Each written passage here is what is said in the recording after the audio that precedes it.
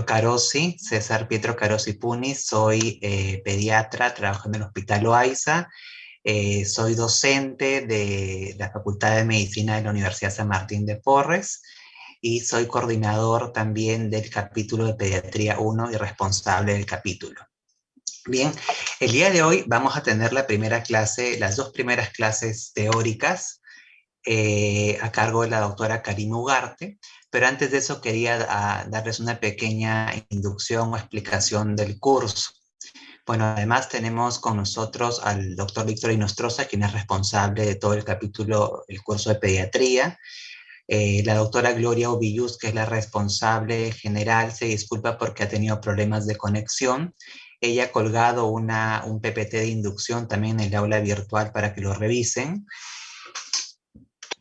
Bien, y bueno, quería comentarles un poquito acerca del curso, ¿no? Bueno, evidentemente ya todos saben de que estamos en una situación sin precedentes en esta pandemia por el SARS-CoV-2, el COVID-19, y esto ha hecho pues que tengamos que iniciar o perpetuar de repente esta enseñanza virtual que para todos ha sido nueva, ¿no? Seguramente ustedes han tenido algunos problemas para adaptarse con esto, igual que nosotros los docentes. Bueno, ustedes son un poco más jóvenes que nosotros, de repente tienen menos problemas para practicar todo esto. Esta situación, esta coyuntura ha venido para quedarse probablemente y pues tenemos que ser conscientes de ello y realmente tener mucha paciencia. Entonces, todo el material que nosotros hemos preparado, el curso que hemos preparado, sus docentes, ha sido con todo el esfuerzo, con toda la dedicación y con todo el cariño. Yo soy egresado también de la facultad de pre y posgrado, ¿no? Hice mi residencia también por la San Martín, estudié los 11 años también en la facultad. Entonces, bueno, estamos todos en familia, ¿no? Me alegra mucho que ya veo que se están conectando casi todos, 277 participantes. Entonces, les quería comentar un poquito de la división del curso, ¿no? Ya saben que el curso divide en teoría y práctica.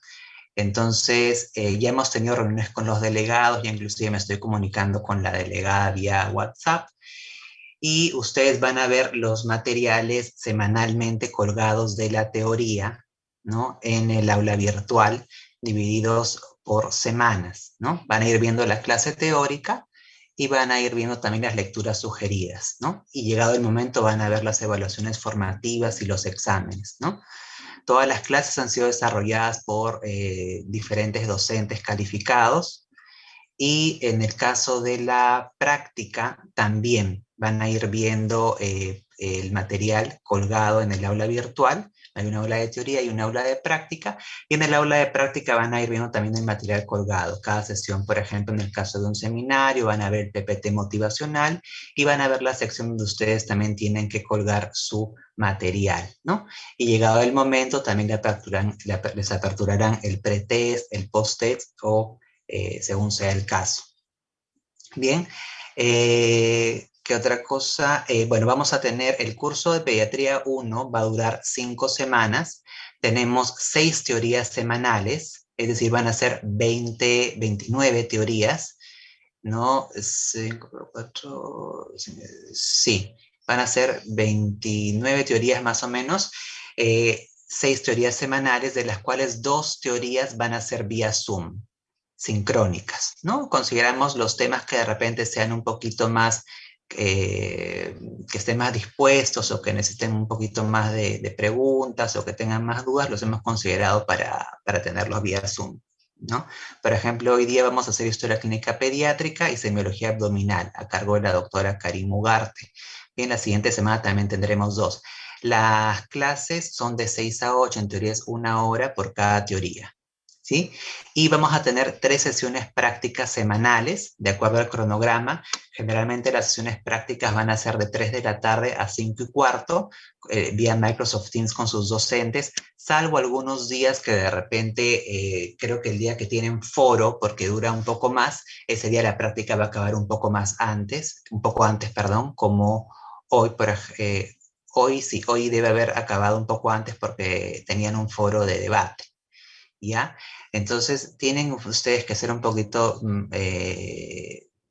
tener pues responsabilidad, puntualidad en colgar el material, así como nosotros lo estamos haciendo para colgar el material. Bien. ¿Qué otra cosa más? De repente al final de la teoría podríamos resolver alguna duda que tuvieran, si es que la tienen acerca de las calificaciones o acerca de repente de cómo se va a llevar el curso, ¿no? Pero ese es más o menos son las generalidades, ¿no? El día de hoy entonces vamos a tener a la doctora Karim Ugarte, quien es médico pediatra del Instituto Nacional de Salud del Niño y es una destacada docente de nuestra facultad y también es coordinadora académica. Y ella nos va a presentar las dos primeras clases teóricas, ¿no? Que van a ser Historia Clínica Pediátrica y Semiología Abdominal. Ahí ya tenemos la doctora que ya va a empezar sus clases. Bien, chicos, sean bienvenidos una vez más y cualquier consulta, cualquier duda que tengan, la pueden canalizar a través de su delegada, que ya lo está haciendo por el WhatsApp o también por el correo institucional, ¿no? No hay ningún problema, nosotros estamos ávidos realmente a resolver todas las dudas y hacer flexibles en la presentación de material. Aprovecho para decirles que el día de hoy, como es la primera semana, no han tenido creo que algunos mucho tiempo para colgar los videos, entonces vamos a darles un poquito más de tiempo, porque era hasta hoy 10 de la noche.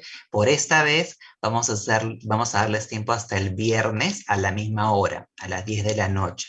Pero en realidad, por favor, sí traten de que esto no suceda, porque para eso son los tiempos y realmente ahí ya resulta ser una complicación para todos, ¿no? Bien, doctora Karim, creo que ya podemos empezar con la primera clase, que es Historia Clínica Pediátrica. Ya, ok. Buenas tardes, chicos. Bueno, el doctor, ¿me escuchan? ¿Sí? ¿O me pongo audífono? ¿Me escuchan? Sí, se escucha. ¿Sí? ¿Se escucha bien?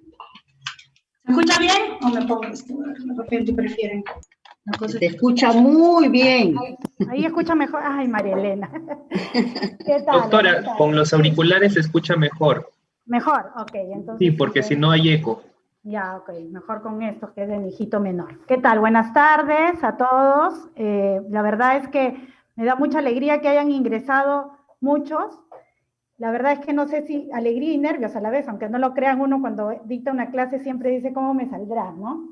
Gracias por la presentación, César. Sí, es verdad, soy médico pediatra, soy de Corazón San Martín, posgrado, mamá de sanmartiniano, y tengo muchos hijos en San Martín porque todos mis internos y alumnos se convierten en hijos para mí. Hoy día voy a compartirles una clase que la verdad es el objetivo principal de esta clase es hacer las diferencias o remarcar las diferencias fundamentales que existe entre la historia clínica pediátrica y la historia del adulto. Ustedes seguro ya, espérense que se ponga en presentación. Un poquito lento. A ver, ojo. Y ahí se ha puesto en presentación. Ustedes ya han hecho la parte de semiología en cuarto año, donde han aprendido las partes de una historia clínica, lo que es la anamnesis, antecedentes, el examen físico y la evolución, o sea, todas las partes que tiene una historia clínica. El objetivo de esta clase no es tanto hablar de estas partes de la historia clínica, sino ver las diferencias fundamentales y las semejanzas que existen con la historia clínica del adulto. ¿Por qué es importante empezar por esta clase? Porque una buena historia clínica tiene más valor diagnóstico que cualquier examen de la más alta tecnología. Que no me escuche la doctora jefa del laboratorio clínico, pero es verdad. A partir de allí se empieza todo. Con la historia clínica podemos llegar a un diagnóstico y en el momento en que de repente existe alguna duda o existe el diagnóstico diferencial, nos ayudamos de exámenes que su nombre lo dice, ¿no? Exámenes auxiliares, o sea, que auxilian, que completan, pero que el instrumento o la base del inicio de todo es la historia clínica. Es un documento médico legal en el cual nosotros tenemos que registrar todo. Y esto viene de las semejanzas con el adulto, ¿no? Los antecedentes patológicos, los antecedentes de alergia a medicamentos, pero sobre todo en la edad pediátrica nosotros damos mucha importancia, y acá no me deja mentir el doctor Caros y la doctora Castro, el doctor Inostroza, que les dije que no entren, pero igual entraron, que los antecedentes biológicos, perinatales, antecedentes alimentarios en pediatría son muy, muy importantes porque ese dato nos puede dar una idea de la patología que tiene el paciente. Okay. Ay, no veo las flechitas para pasar.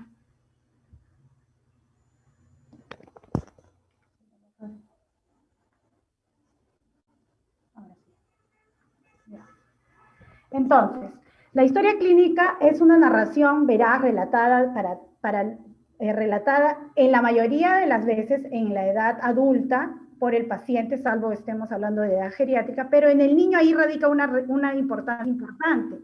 La historia clínica en edad preescolar, es decir, en niños antes que empiecen a hablar, en niños preverbales, la historia clínica va a ser una narración indirecta, que generalmente la da la mamá, el familiar o algún cuidador o tutor de una institución, como ocurre cuando muchas veces atendemos niños que vienen de algún albergue.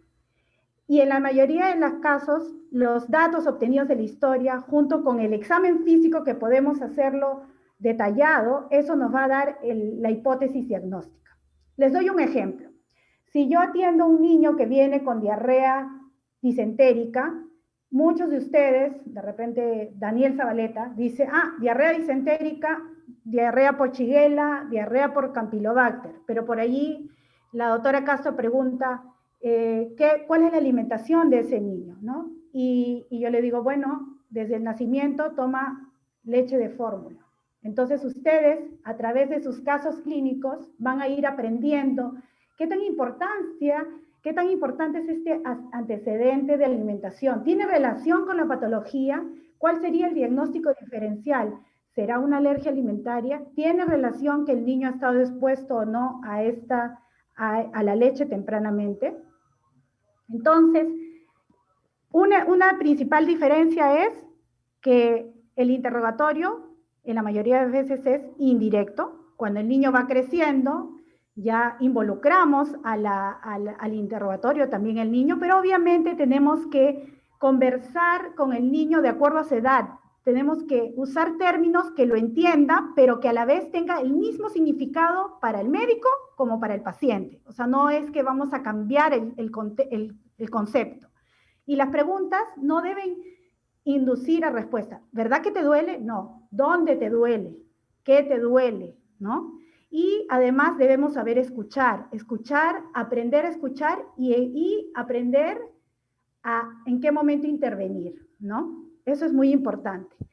Nuestra actitud al paciente debe ser siempre con cariño, con respeto, no porque sea un lactante, nosotros no tenemos o un preescolar, no tenemos la obligación de explicarle en alguna forma a la mamá o al niño de lo que vamos a proceder, cómo vamos a proceder, y siempre con una atención atenta, poniéndonos en la situación del paciente, es decir, empáticos. Las normas generales de la historia clínica pediátrica, y esta es una pregunta de los pretest que tomamos, o de los postes, la historia clínica pediátrica tiene una característica, es individualizada, es decir, ¿qué significa eso? Significa que es adaptada al paciente, adaptada a la situación y adaptada al pediatra. Por ejemplo, yo atiendo en hospitalización. ¿Será igual mi historia clínica de hospitalización que aquella que hace el doctor Inostroza en consultorio externo o aquella que hace el doctor Vela en emergencia? No. Tiene que ser adaptada a la situación del paciente. Si el paciente está grave, yo me voy a demorar en preguntar datos en el momento de la emergencia, peso al nacer, Apgar. Si el paciente está en emergencia, no. Entonces yo tengo que priorizar los datos que necesito. Entonces se adapta a la situación del paciente. Luego, otra característica en la mayoría de los niños es que es mixta, o sea, que es una información mixta y de una tercera persona, o sea, generalmente es de la mamá, del cuidador, del papá, etc. Nosotros tenemos, antes de hacer una historia pediátrica, es imposible hacer una historia pediátrica sin saber algo de pediatría. ¿Por qué? Porque nos vamos a enfrentar a dos situaciones. Una es el temor del niño, ¿no? La angustia, la enfermedad, el no entender que alguien, como yo, ¿no? Grande, alta, lo va a examinar, dice quién es ella, ¿no? Y además nos enfrentamos al temor, al miedo de la madre o del padre a la enfermedad del niño. Entonces nos enfrentamos a dos pacientes en realidad, ¿no? El ambiente también debe ser adecuado. Como ven en las figuritas, ¿no? No es al propósito que los consultorios tengan dibujos, ¿no? Es una forma de empatía, de adaptar el ambiente a la edad del paciente. Igual, la situación, o sea, del paciente nos va a dar la técnica que vamos a usar para examinarlo. Si el niño viene, por ejemplo, por dolor abdominal, yo no puedo pretender que se comporte igual que un adulto. Y a veces el orden semiológico que nos han enseñado en cuarto año, el doctor Acosta, se transgrede, se hace totalmente diferente y no está mal porque estamos hablando de edad pediátrica. Sin embargo, para hablar de una historia pediátrica debe ser completa, detallada. Pasada la emergencia, cogemos nuevamente la historia y completamos aquellos datos que en el momento de la emergencia no pudimos indagar, ¿no? Debe ser razonada, sin prejuicios, sin deformaciones. Debe ser ordenada siempre y evolutiva. Es decir, viene un paciente por emergencia, te cuentan una anamnesis y luego nosotros repreguntamos porque la evolución no va de acuerdo al interrogatorio, a las respuestas que ha dado la madre. Entonces repreguntamos y a veces el diagnóstico no es a la primera instancia, sino en la evolución del paciente. Voy a admitir un poquito de chicos que... No sé, César, ya, creo que hay chicos para admitir. Ya puse admitir hoy. Ok.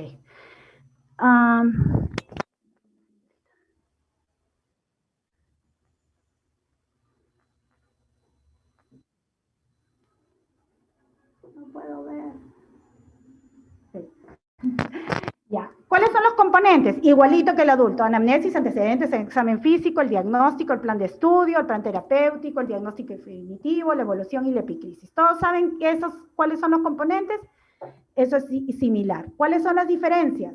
En la parte de lo que es antecedentes, ya dijimos una gran diferencia: el interrogatorio, que es indirecto, a veces mixto, de repente en un escolar o en un adolescente, que el lenguaje tiene que ser adaptado al paciente, que el interrogatorio tiene que ser adaptado a la situación del paciente. ¿Qué otras diferencias hay? Que son importantes y que a veces en el adulto no preguntamos porque ya pasan a ser secundarias. Historia de alimentación, ya les dije, en el caso del paciente con diarrea disentérica, por ejemplo. Historia de crecimiento y desarrollo. Yo puedo tener hoy un niño con percentil 50, con desarrollo, con talla en percentil 50, o con desviaciones estándar entre +2 y -2, pero hace 6 meses estuvo en +2 y ahora está en desviación 0, o sea, en percentil 50. Ha habido una disminución, una desaceleración del crecimiento. Me puede estar indicando una patología tiroidea. Entonces, la historia del crecimiento y el desarrollo es importante. El desarrollo, si yo tengo un niño que ha nacido con Apgar bajo y viene la mamá porque no habla y le pregunto: señora, ¿y cómo ha sido su desarrollo psicomotor? No, doctora, controló la cabeza a los 4 meses, se sentó a los 9 meses. Entonces, tengo que indagar sobre la historia del desarrollo evolutivo. Las inmunizaciones.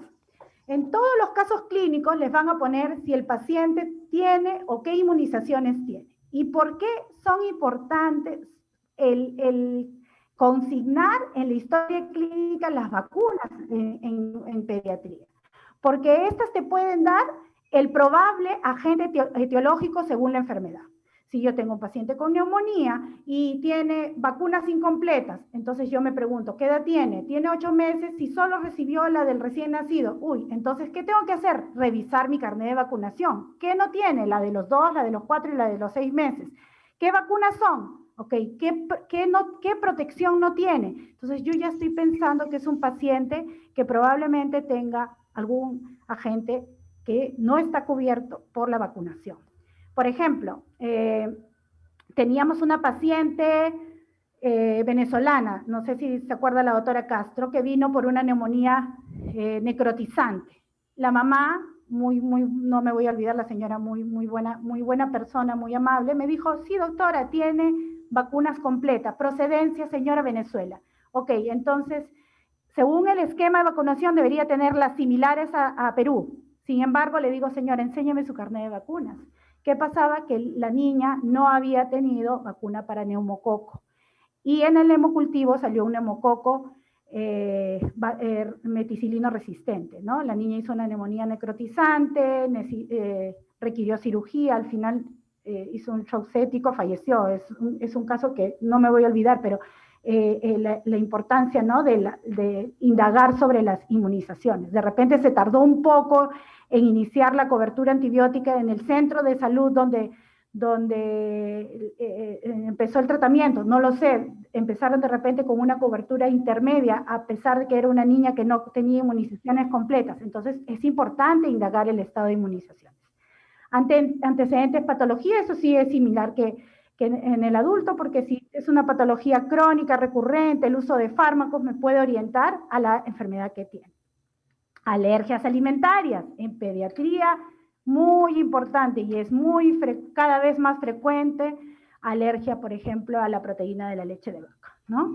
Los antecedentes familiares, si la mamá sufre de asma y estamos frente a un niño con SOP recurrente, pues me puede inducir a pensar que el paciente tiene una enfermedad alérgica, igual una enfermedad asmática, ¿no? Los antecedentes perinatales, más cercano, o sea, el niño pequeño, el neonato, cuando ustedes hagan neonatología van a ver la importancia que tiene la historia perinatal. Si la mamá ha tenido controles prenatales, si la mamá, cuánto peso ganó al nacer, cuánto peso ganó durante el embarazo, si hubo diabetes gestacional, si recibió tratamiento para anemia, si se hizo las pruebas para VIH o para enfermedades infecciosas, todo, si hubo alguna infección durante el primer trimestre y nace un niño con microcefalia, entonces yo digo, microcefalia, y la mamá tuvo un cuadro infeccioso no muy claro en el primer trimestre, pues puedo pensar en el TORCH, ¿no? Entonces, todos esos datos en pediatría cobran real importancia. ¿Y qué diferencias más hay? Que según la edad, como ustedes ven aquí, el neonato, la importancia más a la parte perinatal, en el lactante sigue siendo importante la historia perinatal. Si viene un niño con retraso psicomotor, yo tengo que preguntar si lloró al nacer, dónde le atendieron el parto, el Apgar, si la mamá se controló el embarazo, si hubo infecciones en el periparto, ¿no? En el preescolar, la historia de desarrollo, la historia de crecimiento, la historia de inmunizaciones. Y el lenguaje va cambiando según la situación. ¿Ustedes creen que al neonato le voy a preguntar? No, le pregunto a la mamá, pido su historia obstétrica, a veces vienen con sus hojitas de historia gineco-obstétrica. Al lactante, las preguntas también van dirigidas a la mamá. A veces la abuelita es la que sabe más. Bueno, a veces tiene que entrar la abuelita a la consulta, ¿no? Y en la parte preescolar, también el asistir a guarderías también es un dato muy importante porque este es un factor de riesgo para procesos infecciosos. Entonces, cuando nosotros preguntamos, por ejemplo, en un niño preescolar, es importante qué tipo de leche toma, si toma lactancia materna, si a qué edad inició alimentación complementaria, si es un niño obeso, cuánto pesó al nacer en un niño. Por ejemplo, tengo un adolescente o un niño de preescolar, ya un niño de 8 años que nació con más de 4 kilos al nacer. Entonces yo ya estoy pensando que ya tiene un factor de riesgo para síndrome metabólico y tengo que poner todas mis alertas, porque ese niño ha vivido en hiperinsulinemia durante el embarazo de la madre, entonces yo ya tengo que reforzar la educación para prevenir el síndrome metabólico que también se presenta en la edad pediátrica, ¿no? Cuando ya el interrogatorio es mixto, cuando el niño colabora, ¿no? El niño desde los 6 años, un poquito antes a veces colabora, y luego viene la etapa que es un poquito más difícil, como les puse en el video de la práctica, ¿no? El adolescente que a veces quiere contestar, a veces no, pero que hay que involucrarlo en el interrogatorio porque nos puede dar datos importantes que completen la anamnesis. Ok, una vez completada la anamnesis, entonces, principales diferencias, el interrogatorio puede ser indirecto, puede ser mixto, ¿ok? El lenguaje adaptado al paciente y el cuadrito de las características importantes que tiene toda historia clínica, que es individual, que es de acuerdo a la situación del paciente. Voy a dejar entrar unos 4 más, aunque quedamos en que hasta 1 hora nada más, pero ya está. Ok. ¿Y qué otra cosa es importante? La impresión general. Yo, cuando ustedes van a la práctica presencial, ya pronto espero que podamos hacerlo de nuevo, siempre en la historia clínica, cuando hacen sus evoluciones, ponen paciente en regular estado general, regular estado de hidratación, regular estado de nutrición. No sé si para adultos, porque ya me olvidé de adultos, pero para niños, nosotros describimos. Y para describir la ictoscopía, a veces influye mucho cómo nosotros nos expresemos, pero tenemos que utilizar algo estándar.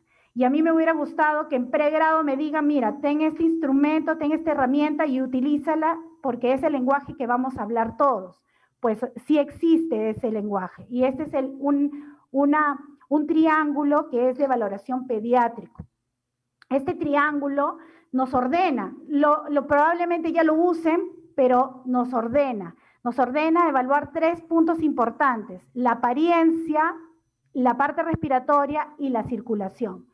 ¿Por qué es importantísimo utilizar este instrumento? Pero doctora, yo ya lo utilizo, pero ¿por qué es importante ordenarnos? Porque si nos ordenamos y siempre lo utilizamos no se nos va a pasar. Este triángulo de valoración pediátrica nos va a permitir, sin examinar al paciente, porque ustedes creen que es fácil examinar a un niño, no, es difícil, sobre todo más pequeño, más difícil, más si está enfermo, ¿no? Entonces, rápidamente, sin examinar, sin utilizar instrumentos, sin tocar, solamente viendo, mirando, o sea, mirando y oyendo, podemos definir si el paciente está grave o puede esperar una atención de una urgencia o de consultorio, ¿ok? Entonces, ¿cuáles son estos 3 parámetros? La apariencia, el trabajo respiratorio y la circulación cutánea.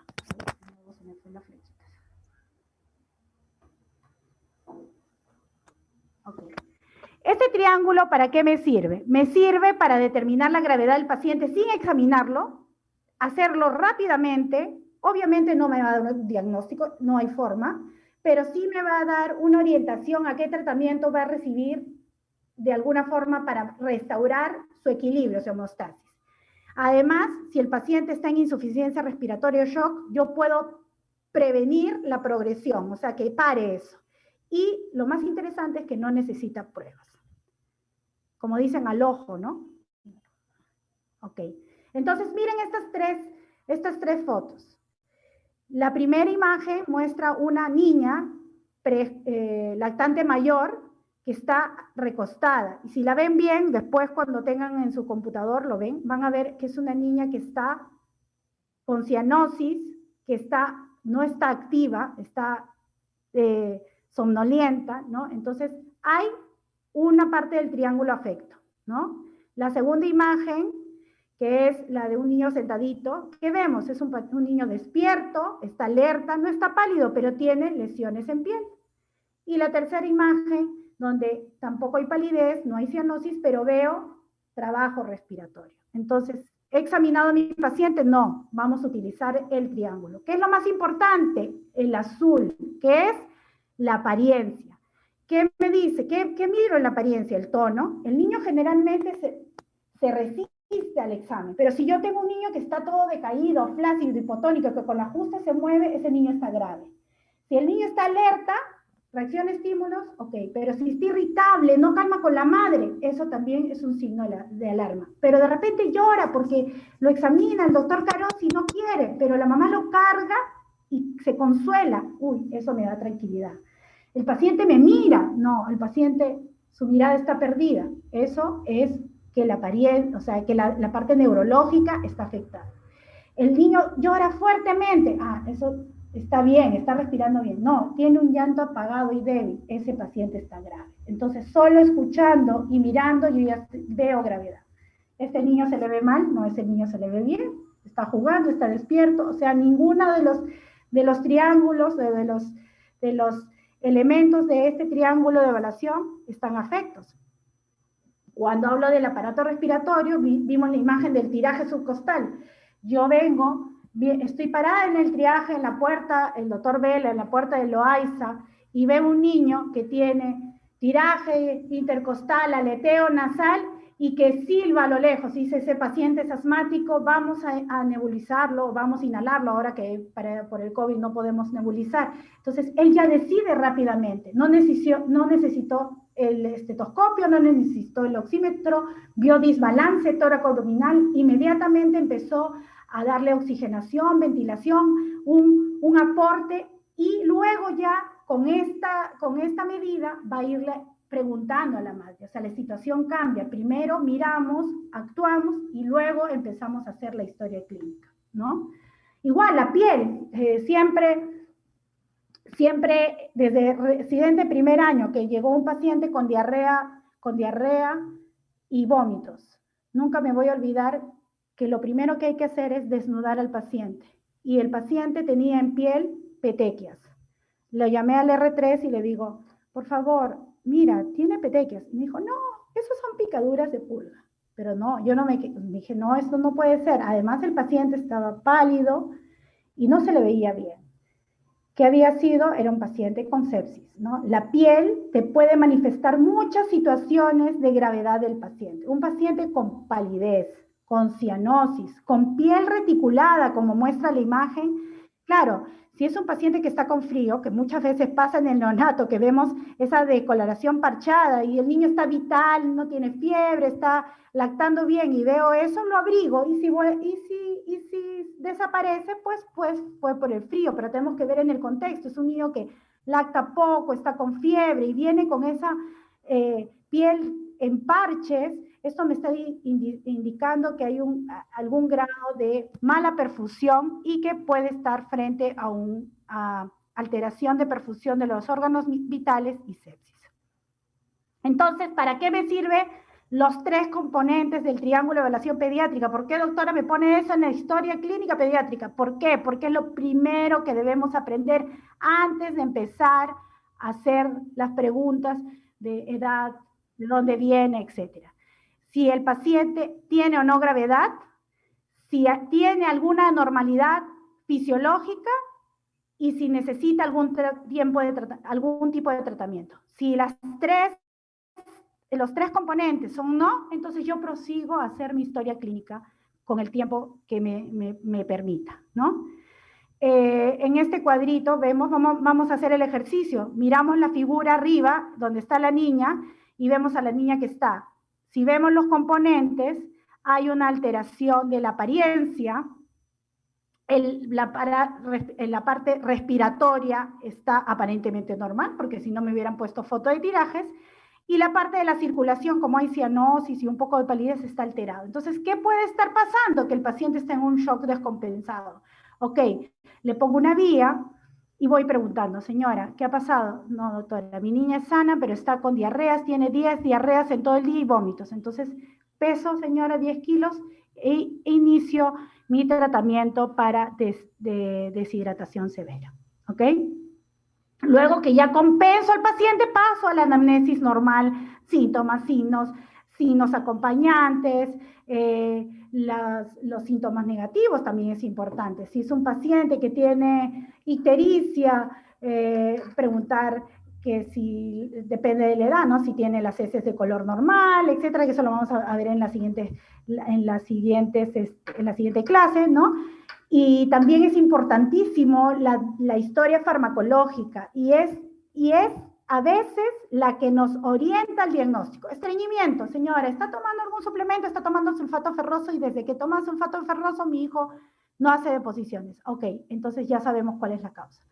O como vino un paciente de 8 años que vino por ataxia. Sí saben lo que es ataxia, ¿no? Cuando caminan como borrachitos. Le hicieron tomografía, resonancia, punción lumbar, y me acuerdo que yo estaba de moda con esto de preguntar los medicamentos, ¿no? O sea, eso que me gustaba siempre preguntar los medicamentos. Y le pregunto a la señora, ¿usted le da algún medicamento? No, yo no le doy ningún medicamento a mi niño. ¿No le dan ningún suplemento de esos raros para mejorar el apetito? No, yo solamente le doy paico, concentrado de paico, porque es para evitar parasitosis, porque yo soy de la selva. Pues, bendito Google, ¿no? Googleé paico y salía que el paico podía producir alteración de la coordinación, ataxia, y el paciente se le fue pasando y fue una reacción al medicamento, ¿no? O más allá, de repente algunos conocen que yo tengo mi hijo que es médico, que cuando estaba en 5º año, por equivocación tomó un medicamento porque estaba con cefalea y tomó, en vez de paracetamol, tomó bromazepam, me parece. Y él hace reacción antagónica a las benzodiazepinas desde chiquito, porque cuando lo operaron también hizo algo parecido, y empezó con agitación, hablaba incoherencias. Me acuerdo que llevarlo a mi 1,90 m, porque mi hijo mío 1,90 m, a Loaiza, le hicieron dosaje hasta de drogas, tomografía, punción lumbar, y conforme pasaban las horas, él ya se conectaba, ¿no? Y luego me llama mi papá y me dice, ¿sabes qué? Leandro se ha tomado, creo que en vez del paracetamol que le dejé, se ha tomado la pastilla de la abuelita, ¿no? Entonces, historia farmacológica, ¿no? Es importante eso, ¿ok? Y la exploración al niño es siempre total, no es solo por la molestia que viene. No, pero doctora, viene por diarrea, yo solamente voy a examinar abdomen. No, porque diarrea puede ser en un niño que tenga otitis. Doctora, pero mi niño viene por dolor de barriga y fiebre, ¿por qué le examina el pulmón? Porque puede ser neumonía. En pediatría tiene que ser un examen físico completo, en el orden que permita el paciente. Ustedes se acomodan al paciente, pero hay que hacerlo completo.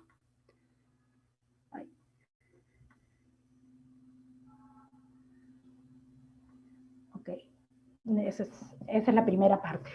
Ok, voy a aceptar algunos más. Avánzale de otra, ¿no? De una vez, ¿no? O ya se durmieron por ahí. Sí, yo creo que sí, ¿no? Podemos avanzar con la siguiente clase y al final preguntas que tengan los estudiantes. Ok, ¿están despiertos? Que avance, dice. Todavía. Doctora. Sí, está bonito. Daniel dice que avance. Ya vamos a pedir que avance, entonces, espérate. No lo conozco, Daniel, sino que es el primer nombre que aparece en la lista, por si acaso, ¿eh? A ver. Vamos a avanzar. Porque si no, también lo fastidia el doctor Inostroza, que se ha quedado ahí de chismosazo que se ha quedado. A ver qué completo. Ya, entonces vamos a pasar a la segunda clase, que es semiología abdominal. Entonces, ustedes ya habrán escuchado la clase del doctor Vela, que es de semiología de piel, cráneo y todo lo demás. Luego hay otra clase de tórax, pero a mí me gusta esta clase de abdomen. ¿Por qué? ¿Por qué me gusta esta clase? Porque el abdomen es todo un reto. Si para examinar a un adulto, parece que se ponga en pantalla completa. Ok. Examinar el abdomen en un niño es todo un reto. Uy, es muy difícil. Primero que obviamente nos hemos acostumbrado, y es lo ideal, es echarlo al paciente en una camilla, que haya buena luz, que hagamos todo el orden que siempre hacemos en pediatría, que es en semiología, no, auscultación, inspección, palpación, percusión, ¿no? En el niño todo eso a veces cambia totalmente. A veces tenemos que examinarlo cargado de la mamá y haciendo 1000 y unas piruetas. Pero esto sí es algo que tienen que aprender y que va en el examen, pregunta de examen. El examen físico de alguna forma tiene que completarse.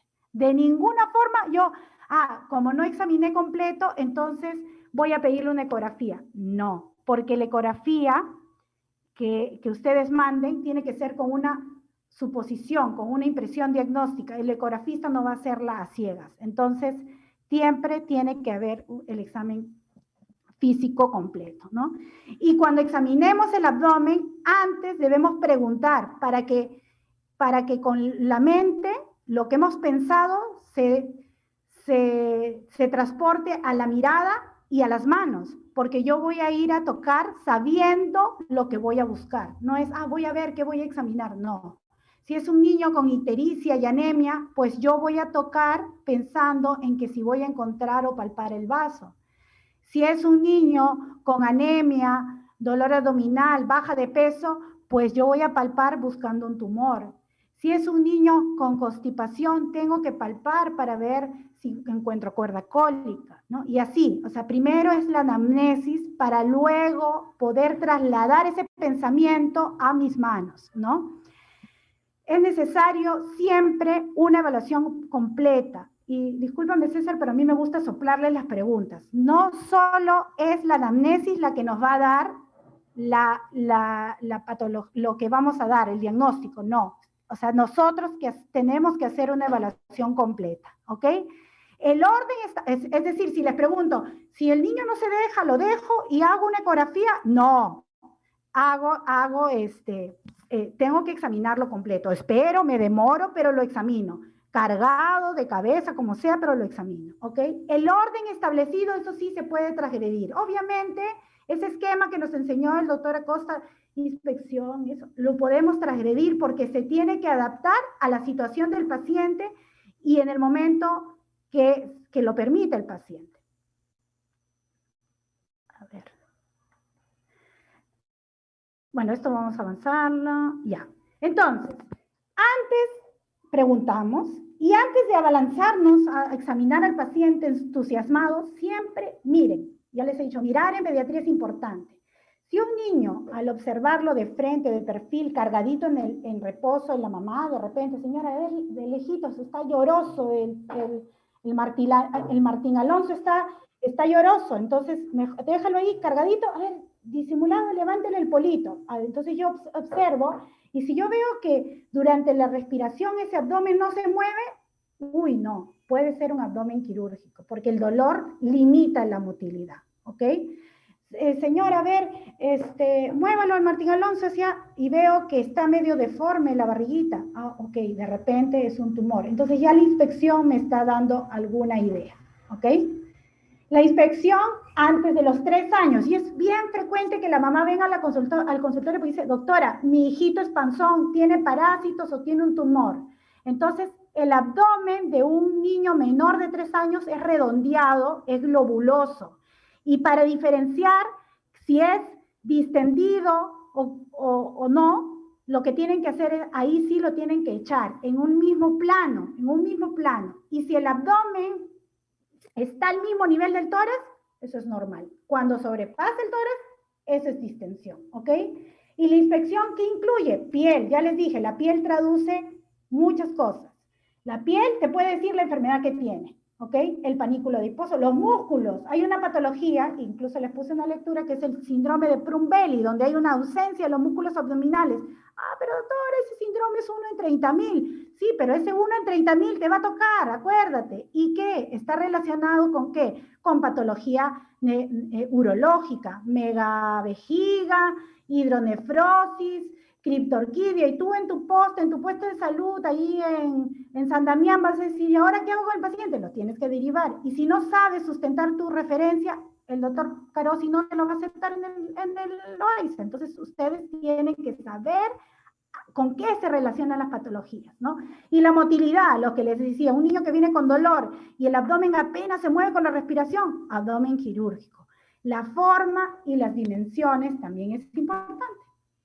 La piel, ¿qué puedo ver? Si hay circulación venosa colateral. ¿Qué me hace pensar? Hepatopatía. Ictericia, depende de la edad. No es igual un niño lactante menor itérico que un preescolar ictérico, son patologías diferentes, si hay hemorragias, si hay edemas.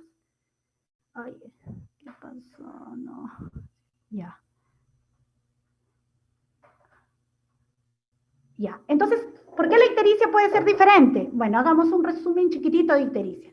Si yo tengo un niño con piel, abdomen, con la piel, sobre todo en abdomen, con ictericia, y es un recién nacido lactante, conózcase el lactante menor, en algunas literaturas lo dicen menores de 6 meses, ok, otros hasta el año lo consideran, pero un lactante, mamá viene con ictericia, un neonato, un lactante menor de 3 meses, yo tengo que pensar, ¿es hepatitis neonatal? ¿Es atresia de vías biliares? ¿Es quiste de colédoco? ¿Es enfermedad hemolítica del recién nacido? Ah, doctora, yo le hago ecografía. No, la historia clínica te puede ayudar. ¿Cómo? Por ejemplo, atresia de vías biliares es un paciente que viene con ictericia, con heces acólicas, o sea, caca blanca, ¿no?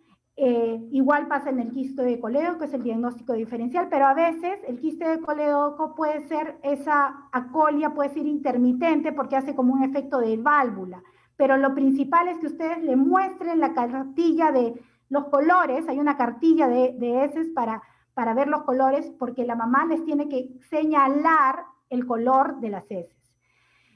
O por último, vean las deposiciones de un lactante, es importantísimo, un recién nacido que tenga ictericia y que tenga colia, si ustedes no lo refieren, prontamente hace cirrosis y se muere. Este paciente tiene que ser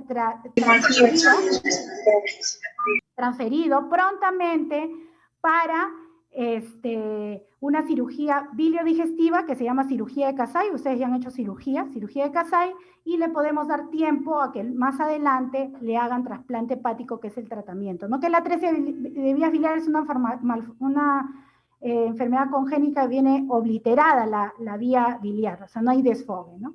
En cambio, si tengo un niño más grande de 8, 9, 10 años que viene con ictericia, pues yo tengo que pensar en hepatitis A, la más frecuente, o depende de la procedencia, en quiste hidratídico, para eso ya me ayudo de la historia epidemiológica, ¿no?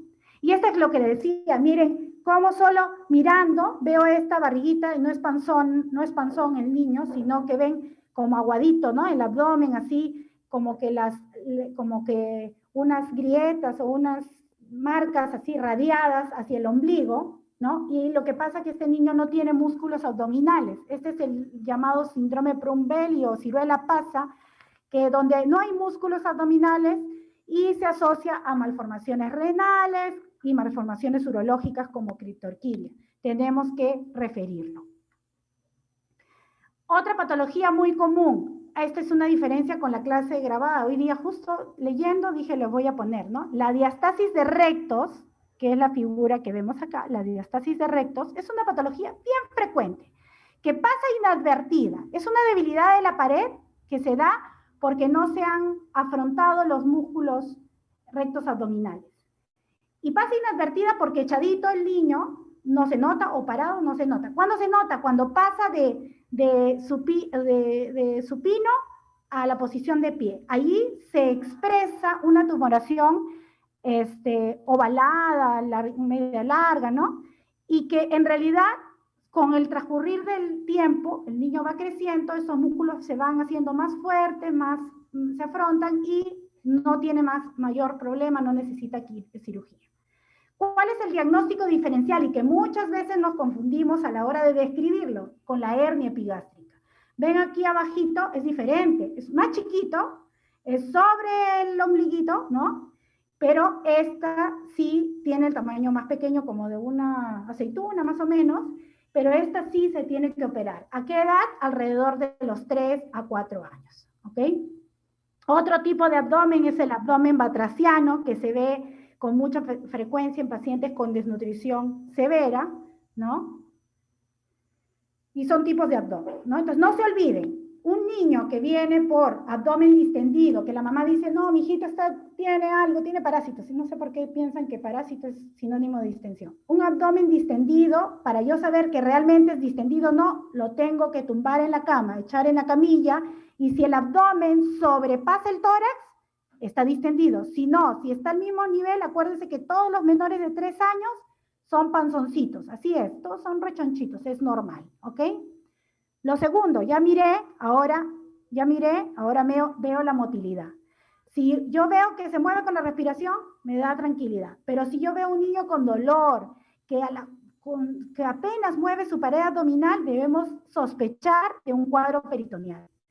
Si yo veo que hay ondas peristálticas visibles con presencia de una tumoración epigástrica en un lactante menor, en un niño de 3 semanas a 1 mes y 2 semanas más o menos, pienso en hipertrofia pilórica, ¿no? Entonces, es importante ubicarnos en la edad del paciente.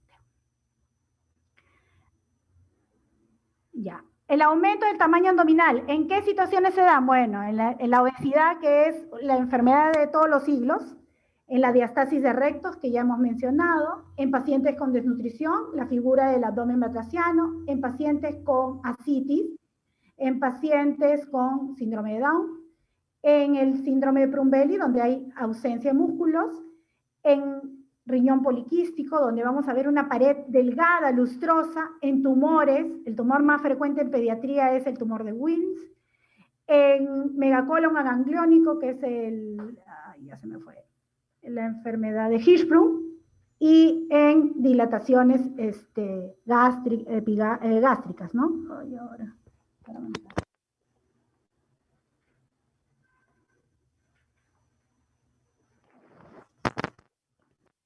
ya, ok.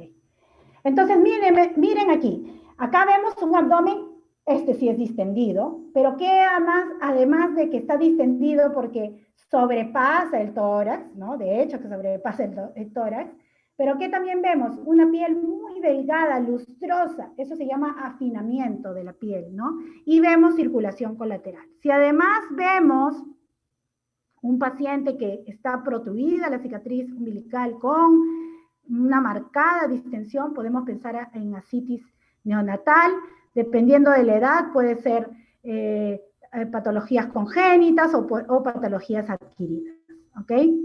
La distensión abdominal también es importante según grupo etario. Si es recién nacido, depende del paciente, ¿no? Si es un paciente prematuro, enterocolitis necrotizante. Ay, doctora, mucha información. Ya lo van a ver en neonatología, ¿no? Estenosis pilórica, el lactante que vomita después de la 3ª, 4ª semana de vida, ¿no? Edades más grandes, hilo paralítico, igual que en el adulto, ¿no? Niño que viene, paciente que viene por diarrea, vómitos, y de repente hay distensión abdominal, pues pienso alteración hidroelectrolítica y hilo paralítico, ¿no? Paciente que ha estado con dolor abdominal y dolor abdominal y ahora hay distensión, pues pienso que es una peritonitis, ¿no? O de repente, paciente de la selva que viene con historia de diarrea crónica y distensión, también puedo pensar en parasitosis, en algunas parasitosis, ¿no? ¿Qué más veo? En niños menores de 1 mes o en neonatos, tengo que ver el ombligo, el cordón umbilical. Y algo que es importante conocer cuáles son las características normales del cordón umbilical. Es nacarado o un blanco azulado y siempre debe tener una vena y 2 arterias. Que es común, que podemos encontrar en un 0,5% de los recién nacidos una arteria y una vena y no encontrar patología asociada. Sí, es cierto, me pueden decir los que les gusta leer el Up-to-Date, doctora, pero si tienen una vena y una arteria no pasa nada, ¿sí?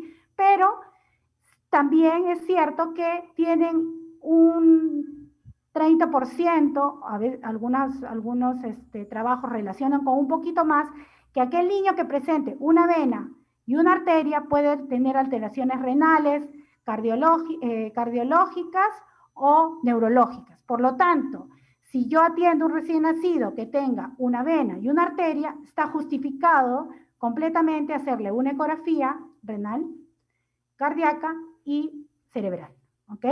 Entonces tenemos que ver el ombligo. Y las patologías del ombligo son bien frecuentes. Y ustedes en su práctica médica, ya pronta en sus serums, van a tener esta patología que es el granuloma umbilical. Miren la foto, es bien representativa, es una tumoración de 1 centímetro que generalmente tiene secreción cero sanguinolenta, que no tiene mal olor, y esto se puede curar con algo muy simple, que es el nitrato de plata. Venden unos lapicitos de nitrato de plata. Se pinta, por favor, solo la lesión, no la piel circundante, solo la lesión, o sea, solo la tumoración, porque no queman. Y necesito unas 2, 3 aplicaciones y ya está. ¿Qué pasa si pasan 2, 3 aplicaciones y sigue la lesión igual? Pues piensen en su diagnóstico diferencial, que es el pólipo umbilical. ¿Cómo lo diferencio? Porque generalmente el pólipo es un poco más grande y no revierte con el ombligo, con el nitrato de plata. Entonces, ¿qué hay que hacerlo? Hay que derivarlo al cirujano, ¿ok? Pero lo más común es el granuloma. ¿Por qué se da? Porque a veces la mamá no ha hecho una buena limpieza, hay que usar alcohol simple, alcohol no con yodo, porque la piel del neonato absorbe mucho y el yodo, al absorberse, puede alterar la función tiroidea, entonces no debe ser alcohol yodado, por favor, ¿ok? Ay. Algo que les quería mencionar, y hoy día justo me tocó un paciente por consulta. La caída del cordón es alrededor entre los 10 y 12 días. A veces se demora un poquito más, porque la medicina no es matemática, pero ese es el promedio. Si yo tengo un niño que demora en caer el cordón, yo tengo que pensar qué es lo que ha pasado. Uno, puede ser que haya una mala limpieza o que ha usado algo diferente, que ha usado clonexidina o cualquier otra cosa menos alcohol, y esto no ha permitido la momificación del ombligo, ¿ok? Y lo otro es que el niño puede tener una alteración inmunológica que si no lo pensamos, no lo vamos a diagnosticar. Y justo este paciente tiene 3 meses y tenía infecciones de piel recurrente. Foliculitis, abscesos en piel, en toda la cabeza tenía la niña. Y no sé me acordé, gracias a que hoy día les tocaba la clase hoy, le digo, señora, ¿cuándo se le cayó el cordón a su niña? A los 18 días de vida. Y me acordé que hay una enfermedad que se relaciona a demora en la caída del cordón, aparte del hipotiroidismo, es la alteración de la adhesión de leucocitos. Entonces, obviamente, ¿cómo se hace el diagnóstico? Le haces un hemograma al niño que se demora en caer, no estoy hablando de los 10, 12, o sea, si corrijo la limpieza, le enseño a secar bien y cae, me olvido, ¿no? Pero ese es un niño que a pesar de las buenas medidas demora en caer, llega al 15, llega al 17, llega al 18, entonces yo le pido un hemograma, y si veo una leucocitosis inexplicable, podría estar frente a un paciente con una alteración inmunológica, que es la adherencia de neutrófilos. Le voy a alcanzar la lectura al doctor Carosi de esto para que también lo comparta en el aula, ¿ok? El ombligo, una patología muy común es la onfalitis. La onfalitis, vieron la imagen anterior, es totalmente diferente. Aquí hay eritema periumbilical. El ombligo, miren, acá está normal, ¿ok? Si lo ven, blanquito, bonito. Pero acá, ese amarillo mármol, ¿no? Acá no, acá está un amarillo medio verdoso. Hay alteración de la piel circundante, incluso un poco de secreción, ya si quieren ver acá el pañalito, ¿no? Entonces, la onfalitis es una infección que si no tratamos,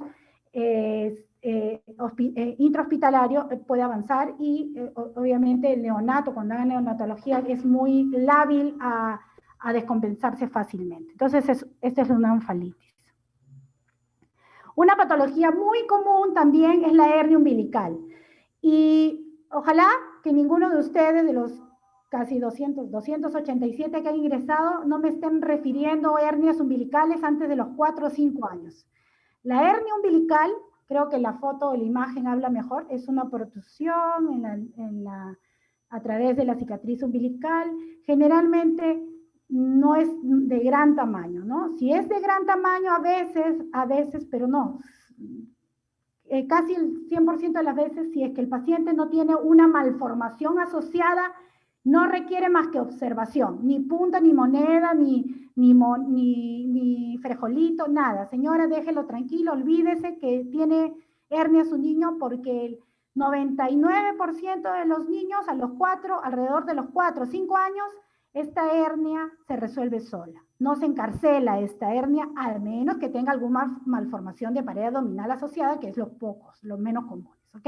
Entonces, hernia umbilical, observación. Y otra patología muy común, que generalmente si es mujercita, la mamá viene preocupada porque también piensa que es hernia, pero esto es el ombligo cutáneo, que es como un repliegue o como una piel que sobra del ombligo, y hay que explicarle que conforme va creciendo se va a umbilicar, se va a esconder, y que no requiere tratamiento quirúrgico. Ya patologías más gruesas en la etapa neonatal, no quiero quitar protagonismo a los profesores de neonato, pero son las patologías como ónfalocele y la gastrosquisis. ¿Qué diferencia hay? La gastrosquisis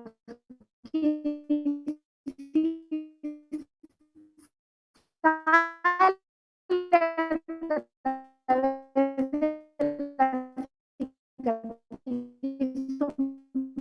umbilical.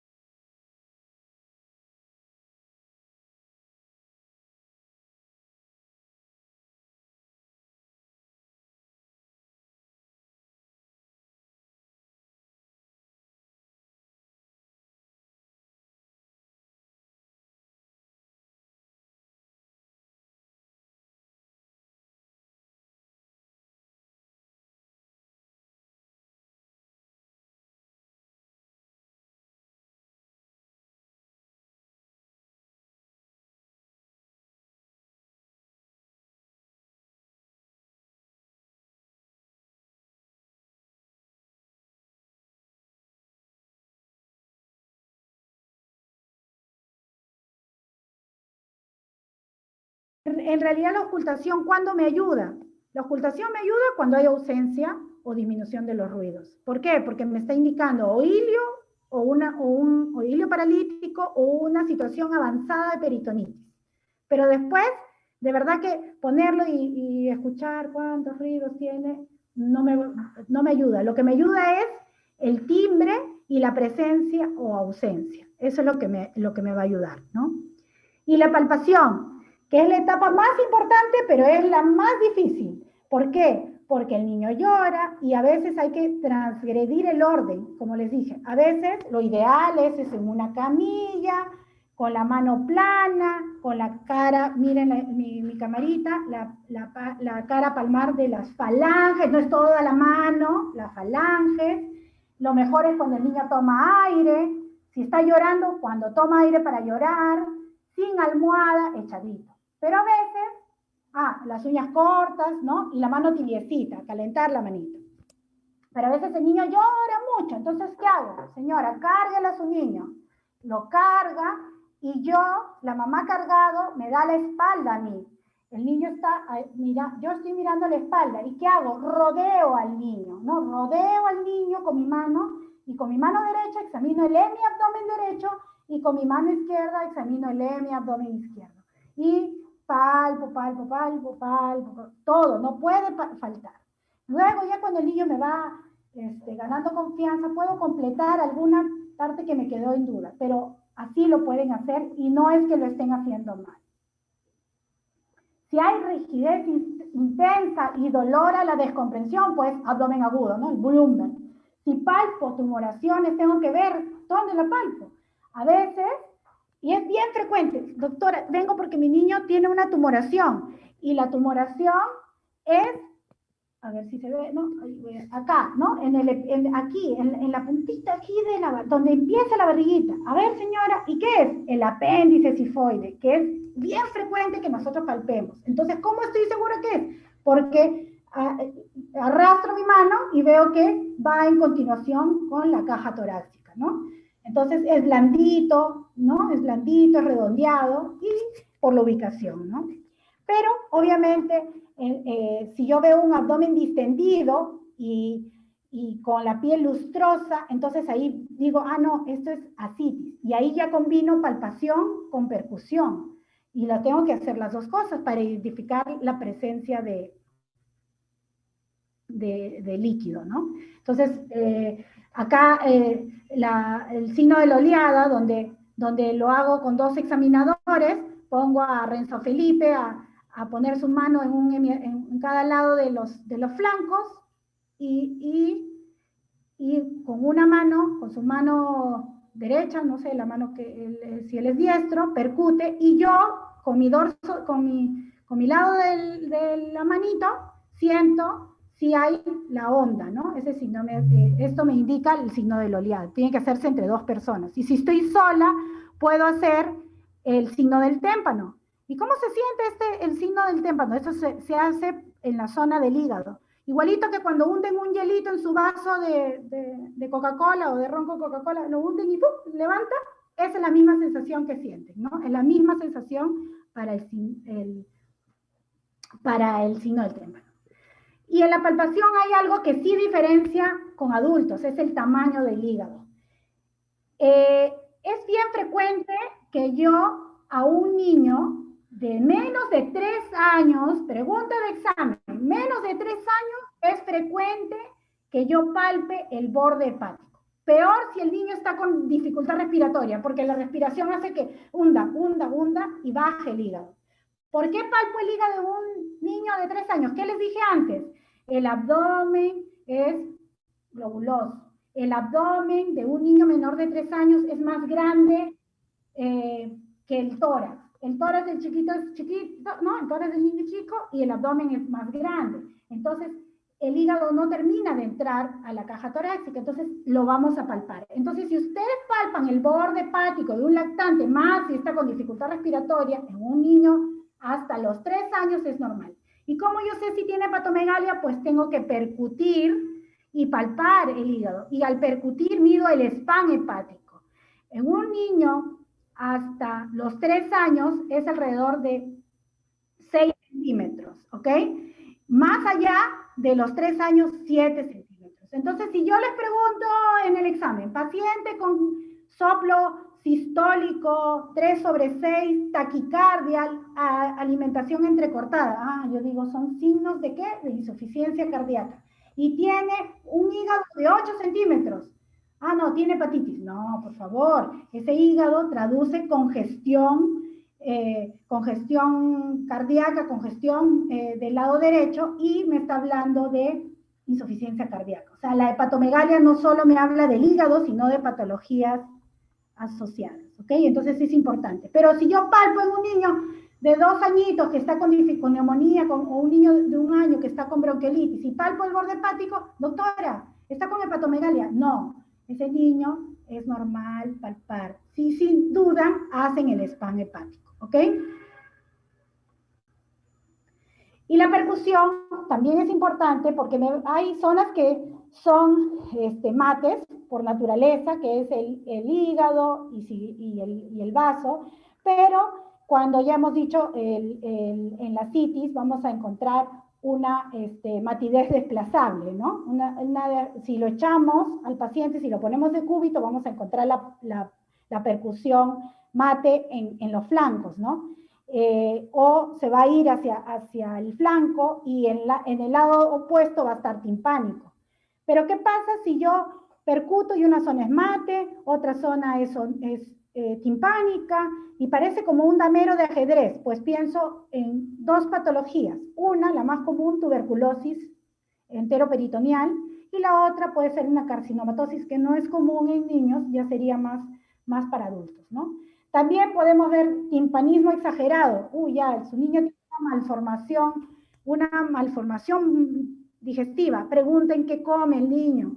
Gaseosa, chicle, todo el día toma gaseosa. Puede ser esa la causa, ¿no? No necesariamente es que tenga alguna patología gástrica.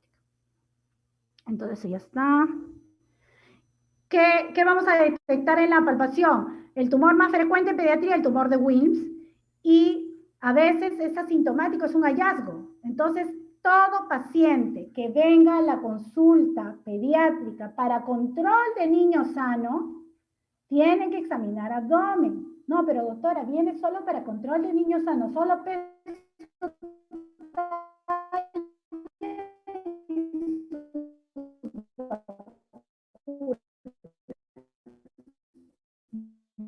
No.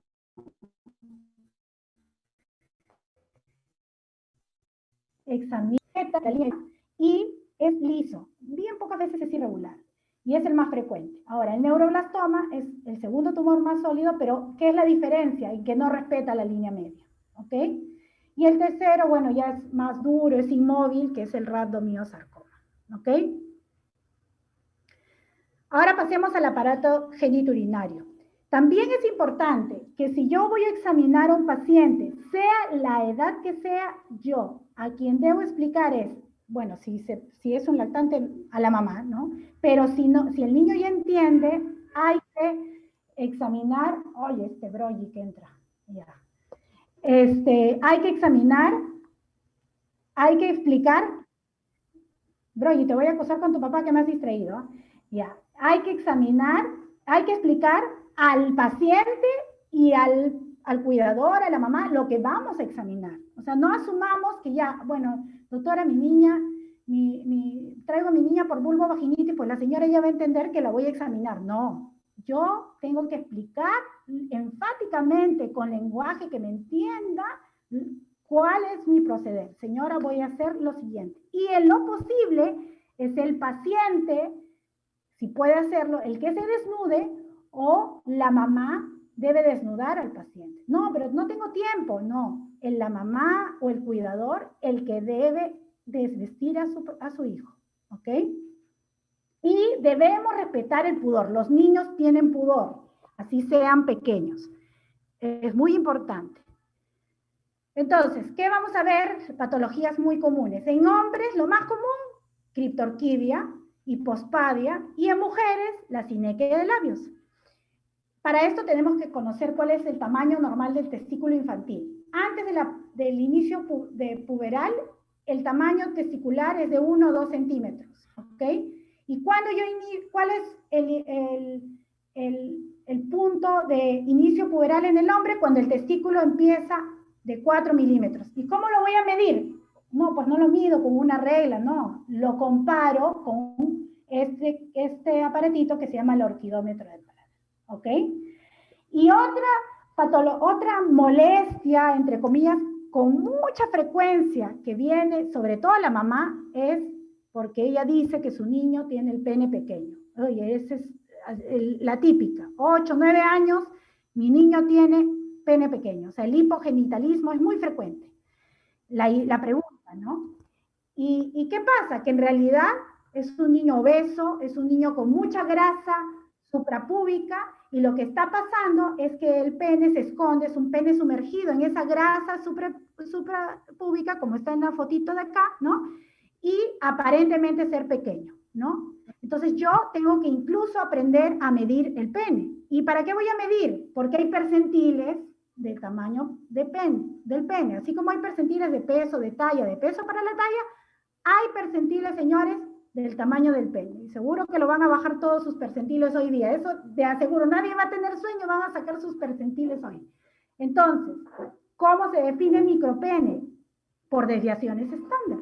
Un niño que tenga por debajo de 2.5 desviaciones de la media normal, se considera por debajo, ¿no? Se considera que es un niño con micropene.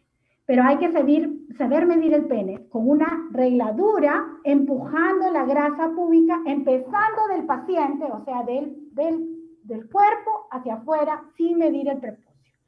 Es importante, van a ver esta consulta con mucha frecuencia, que la mamá dice, no, mi niño tiene pene pequeño, y en realidad es un pene sumergido, ¿ok? La criptorquidia es otra patología, no les voy a poner las letras, les pongo la figura, más vale una figura, ¿no? Para examinar el testículo, por favor, lávense las manos, pónganse guantes, calienten ese guante, porque si no, van a producir el reflejo cremasteriano y van a hacer diagnóstico de criptorquidia a todo el mundo, ¿no? ¿qué es importante? Igual, ¿qué les dije? Lo primero que les dije, lo importante es mirar. Antes de tocar, miren. Y si ustedes ven en esta figura, ¿qué ven? Que el escroto está sin arruguitas, ¿no? Es un escroto plano, sin arrugas. Ah, eso me puede indicar que el paciente tiene criptorquidia, sin tocarlo. Luego, si el paciente lo permite, echadito voy palpando, ¿no? Pero si no, también parado. Lo pongo de pie, señor, alejado, y parado, el testículo debe caer, ¿no? Pero si yo veo que es un testículo hipoplásico, sin relieves, ¿no? Y que paradito no se puede ver, o de repente a ver si el niño colabora, tose, y yo veo que no hay un movimiento del testículo, eso me puede dar el diagnóstico de criptorquidia. ¿Y cuándo es importante derivar a un paciente con criptorquidia? Desde el 4º mes. Yo puedo esperar hasta el 4º mes porque por crecimiento puede bajar el testículo, pero después del 4º mes ya lo tengo que derivar, porque si lo operan ya no es como en años, no sé, que nos enseñaban en pregrado hasta los 2 años, no, porque produce atrofia testicular, predispone a cáncer, malogra la gónada. Entonces ese niño tiene que ser derivado. Acuérdense que entre que lo derivo, saca cita, el prequirúrgico, ¿no? No es pronto. Entonces, desde el 4º mes, si persiste la ausencia del testículo en la bolsa escrotal, lo tengo que derivar, ¿ok? Entonces, ¿qué hago? Miro. Y si yo miro y ese prepucio está planito, perdón, prepucio no, el escroto está planito, sin arrugas, sospecho de una criptorquidia. Otra malformación común del pene es la hipospadia, ¿ok? Esto se causa por una virilización incompleta del tubérculo genital. A mí no me gustó nunca en embriología, el doctor Wong en paz descanse, pero no me gustó, pero miren qué importante es la embriología, ¿no? Los cursos de pregrado, ¿no? ¿Cómo es la hipospadia? Es la presencia del meato urinario, o sea, de la salida de donde sale la orina, de la uretra, ¿no? Fuera de lugar.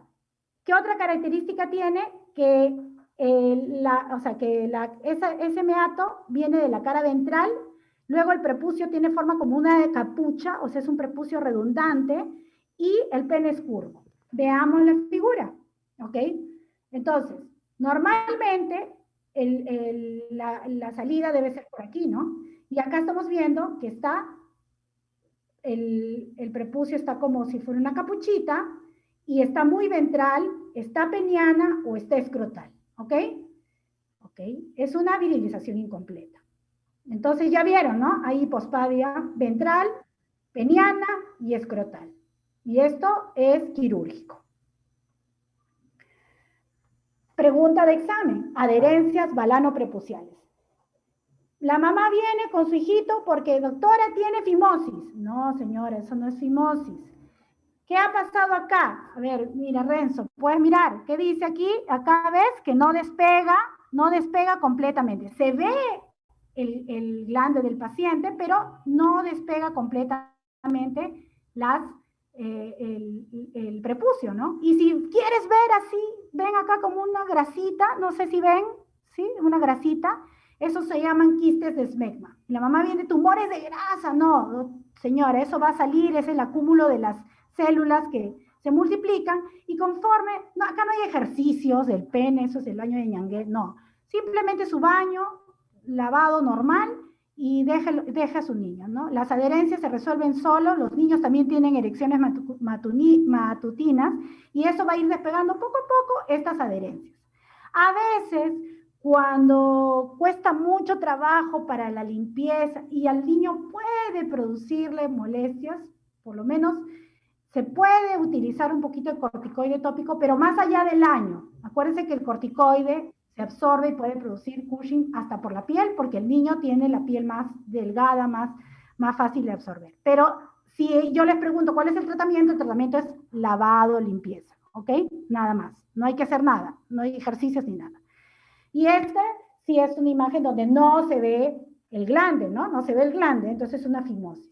Hasta el año se considera fimosis fisiológica y después del año, si es una punta de lápiz, se opera.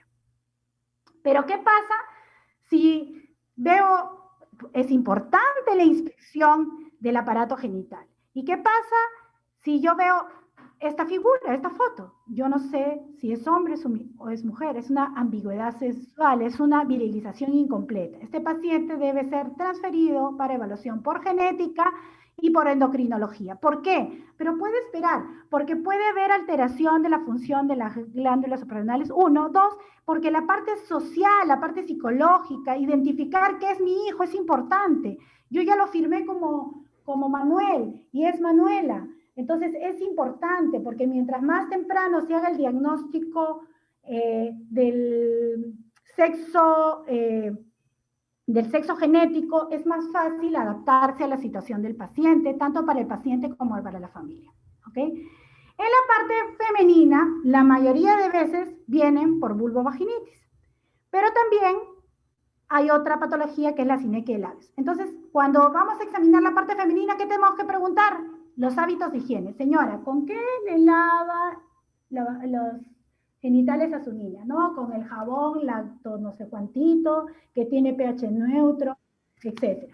Entonces, no, pero doctora, mi niño viene por vulvovaginitis. Señora, ¿qué ha tenido hace una semana? Diarrea. ¿Usted ha visto que ha tenido parásitos? Sí, eso puede estar justificando la presencia de la vulvovaginitis.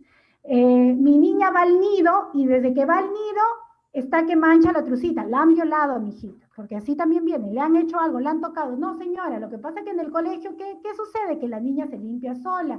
Y como se limpia sola, a veces lo hace de atrás para adelante y condiciona a vulvovaginitis, ¿no? Entonces uno le da, antes de examinar, un poco de tranquilidad a la madre, ¿no? Entonces la historia de los hábitos de higiene de la zona son importantes para poder determinar lo que está pasando con el paciente. Ok, vamos a ver si puedo avanzar. Ok. Esta es una foto normal. La verdad es que es una foto que saqué de internet, pero a propósito le he puesto, porque ¿qué está mal? Que el médico no se puso guantes, pero yo diría, pero doctora, de repente es la mamá. Sí, yo hubiera hecho eso, ¿no? Yo no sé, María Elena que nos acompaña, que es docente también de la universidad, no, de repente cuando va a examinar, le dice, a ver señora, sáquele el pañal, a ver, enséñeme su vagina, qué es lo que le parece que está mal de su niño. Y a veces es mejor, es más fácil, porque la niña a la exploración de su madre lo acepta mejor. Entonces la mamá es tu ayuda para completar tu examen. Entonces no necesitas tú hacerlo, la mamá lo puede hacer. Entonces, señora, a ver, desnude usted su niño, ¿no? Entonces de repente la foto no es del médico, sino de la mamá. Entonces una patología común es la vulvovaginitis, y la vulvovaginitis en niñas generalmente la mala técnica de limpieza, que haya tenido problemas respiratorios. ¿Pero qué tiene que ver los problemas respiratorios? Pues el niño, ¿qué hace? O la niña, se agarra la nariz, y luego se rasca la vaginita, ¿no? Entonces los gérmenes de la nariz terminan en la vaginita, ¿no? También, si ya es muy recurrente, puede ser que haya cuerpos extraños, algunos juguetitos, que puede ser que haya algún tipo de inmunodeficiencia, ya la evolución nos va a dar, ¿no? Pero el 70% de los casos de la vulvovaginitis son por Shigella, ¿no? Y no siempre va a haber una historia repetida de disentería. ¿Y cómo se muestra? Se muestra así. Es una secreción cero sanguinolenta, con eritema y edema vulvar, ¿no? Y el tratamiento es previo a cultivo, ¿no? Previo a cultivo el tratamiento es antibiótico. ¿Ok? Cuando ya necesita la evaluación de toda la vulvovaginitis tengo que mandarlo al ginecólogo, no.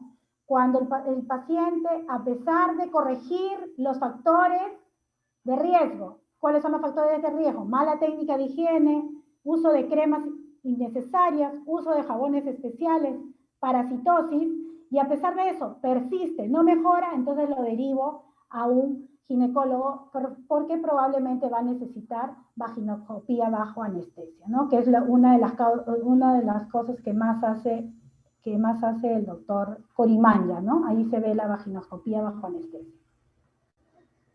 El tratamiento depende de lo que salga, pero generalmente empezamos con tratamiento empírico, ciprofloxacino, si pensamos en que es Shigella, a veces usamos metronidazol y la corrección de los factores de riesgo.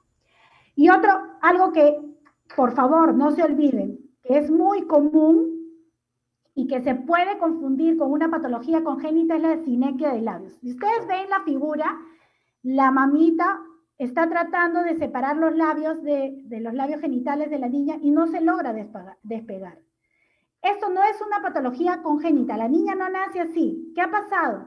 Que o ha habido una limpieza ineficiente o han utilizado irritantes locales y que ha producido inflamación y que se peguen los labios. Felizmente el tratamiento es un poco simple, se necesitan tratamientos tópicos y corregir la técnica de limpieza, pero hay que examinarlo. Ya más allá, y a veces se nos puede pasar, es la evaluación del himen, ¿no? Un himen septado, un himen cribiforme, un himen imperforado. Si no lo detectamos a tiempo, en la adolescente, en la menarquia, va a ir por colpometra, como si fuera un abdomen quirúrgico. Menos se lo pasamos, ya.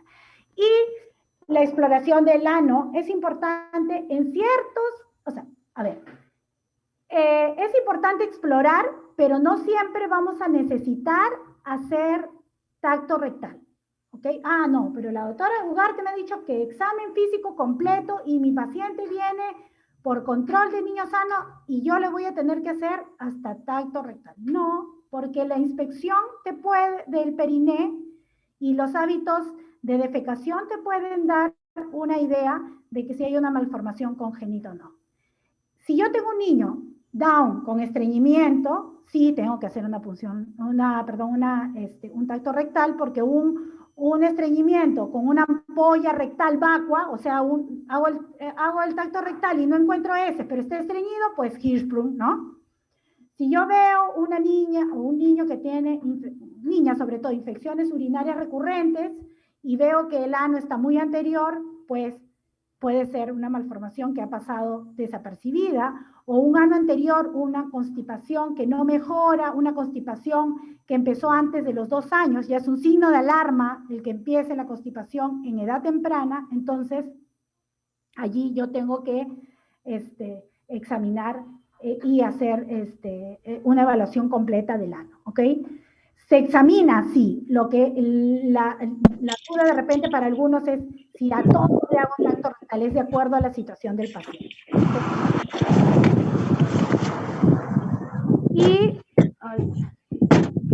Y la sospecha en el recién nacido de una malformación o imperforación anal, ay, ¿quién está prendido?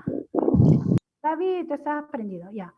La perforación, una imperforación anal es en el recién nacido, ¿no? Que hay distensión, vómitos, falta de expulsión de meconio y nadie le examinó el anito. O sea, en la etapa neonatal sí es importante ver la permeabilidad del ano, ¿no? Porque se nos puede pasar algo tan grueso como el ano imperforado. Creo que ahí termina mi clase. No me acuerdo. Sí, ahí termina mi clase. Gracias. Me siento que estoy sola. No, estoy acá. Ah, ya. Todos estamos acá. Ya. ¿No se han dormido? No, 7:30, bien. Un poquito, no mentira. Gracias, doctora Karim, por las 2 excelentes presentaciones y muy prácticas, muy didácticas, muy aplicadas a la realidad, con muchos ejemplos. Muy lindas sus presentaciones, doctora. Gracias. No sé si los alumnos tienen alguna pregunta, porque todavía tenemos... Sí, tenemos tiempito. Pensé que me iba a demorar más. ¿Preguntas? Sí. Por favor. Nadie quiere preguntar, no, se quieren ir a descansar, no sé. Van a ir a bajarse el percentil, yo sé. Ay, qué divertido. Me he divertido a pesar de no verles las caras, porque a mí me encanta ver las caras de mis alumnos, pero sé que cuando vemos las caras se baja mucho el internet. Pero miraba los nombres y me emocionaba, porque veía a tantos chicos, la verdad es que, de verdad es que los felicito, bueno, yo sé que se considera la asistencia, pero también el que hayan entrado temprano habla muy bien de esta promoción y de verdad es que es un orgullo ser docente de la San Martín. O sea, cada vez estoy más convencida de que somos una universidad que está yendo muy bien y que hacemos un gran cambio, que hemos logrado mucho en esta etapa tan difícil. Creo que lo demostramos con cada alumno, ¿no? Martín creo que quiere hacer una pregunta. Sí, hay una pregunta. ¿Desde cuándo? Sí, doctora, ¿qué tal? Ok. Tenía una, Perinatal, no, perdón, dime Martín. sí, tenía una consulta justamente sobre lo que mencionaba de la vaginitis generada por Shigella. ¿Cuál suele ser el foco infeccioso para que se produzca la reacción por el germen? La infección de continuación, ¿no? La mala técnica de higiene, ¿no? No necesariamente tiene que haber un cuadro de diarrea, porque no siempre que tengas infección por Shigella te va a dar diarrea, ¿no?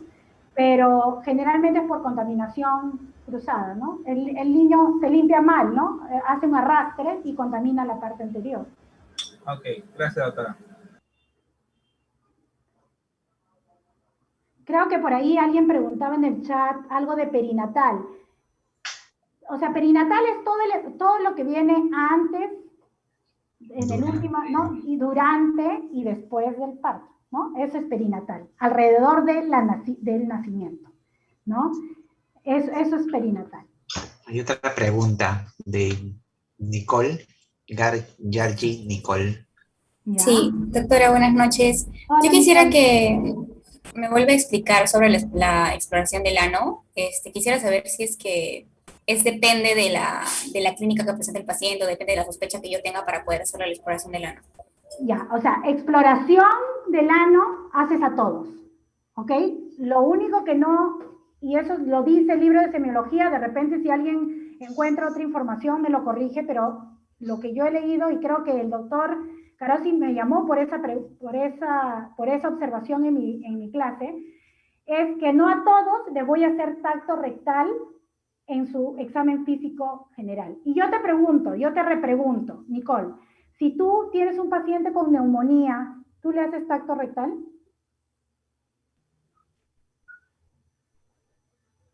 ¿Aló, Nicole? No, ¿no es cierto? Ok. Entonces es de acuerdo a la situación. Si bien nosotros en pediatría, cuando empecé, dice, el examen físico de un niño es general, desde el pelo hasta las uñas de los pies, lo único que se reserva a de repente no hacerlo es el tacto rectal, porque es invasivo, ¿ok? Entonces, solo si amerita, hago tacto rectal, ¿ok? Entonces, ¿quién necesita una evaluación completa de la permeabilidad del ano? El neonato. ¿Quién necesita una exploración completa? Un niño con constipación, porque puede ser un niño con hemorragia digestiva baja, un niño con infección urinaria recurrente, porque que tenga constipación que no mejore con el tratamiento, ¿no? O sea, de acuerdo a la situación. Mi observación, y de repente no está clara, es que tu examen clínico general no incluye siempre el tacto rectal si es que la historia no lo necesita, pero sí el mirara y el tono, porque tú le dices, ¿viste la figurita de la mamá o del médico donde separa la vaginita, ¿no? Separa la vaginita y se ve el ano. Entonces, señora, a ver, enséñame.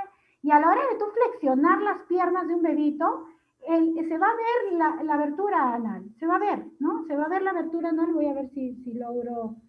Se va a ver y sin tener sin tener que palpar, sin tener que hacer tacto rectal, te das una idea del tono, ¿no? Del tono anal, ¿no? Generalmente el anito es ovoideo, ¿no? No tiene por qué tener heridas, ¿no? Fisuras se puede ver, pues es bien frecuente en estreñimiento, ¿no? A eso me refería, ¿ok? ¿Sí se entendió, Nicole? Sí, doctora, gracias. Gracias. ¿Alguien más? ¿Alguna otra pregunta? Ya. ¿Dónde involucra etapa? Entonces, perinatal involucra la etapa prenatal y natal, sí. Sí, Alexandra. ¿Por qué?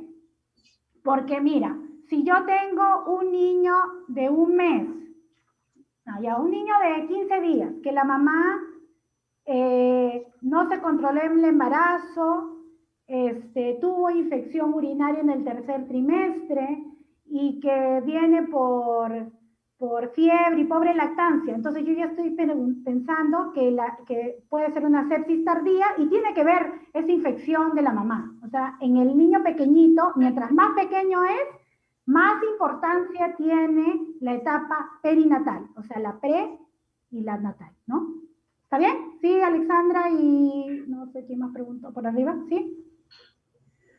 Ok, doctora, quisiera saber el momento del examen físico, veo que los rasgos de violencia física y sexual, ¿cuál es el procedimiento? Ya, el procedimiento es informar a mamis.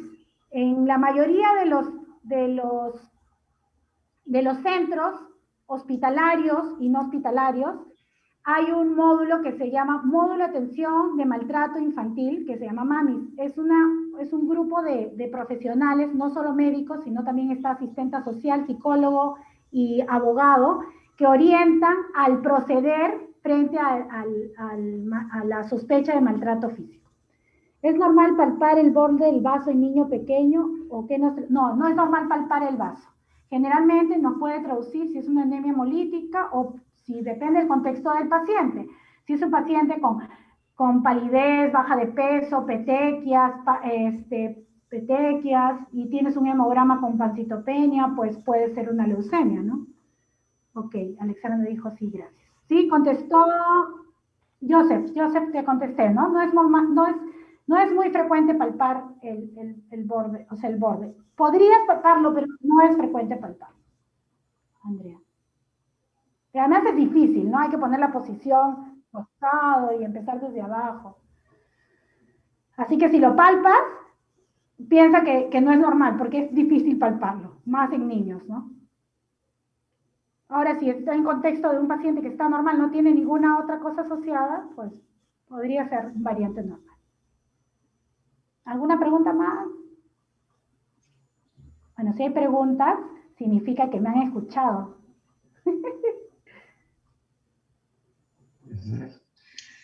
Ya está. Ya se fue el doctor Inostroza, felizmente, porque dice, no se quede. Ya se fue. ¿No hay ninguna otra pregunta, chicos? ¿No? Doctora, ¿qué tal? Buenas noches. Hola, Valeria. Hola, ¿qué tal? No es una pregunta, pero los chicos me están pidiendo si me podrían pasar las diapos, por favor, para poder pasárselas a ellos. Pero la clase está colgada con audio. Claro, pero con las diapos que agregó. Ay, por 2 diapos, ya, le paso. ¿Tú eres la delegada, Vale? Sí. Ya, te mando al correo y con la lectura que de repente les pueda gustar, para que ya no se cargue tanta cosa en el aula. Les paso, ¿no sé si está? Ya, sí, claro, perfecto. Ya, si el doctor Carlos me da permiso, no hay problema. Ok, gracias, doctor. Ya, Gargi.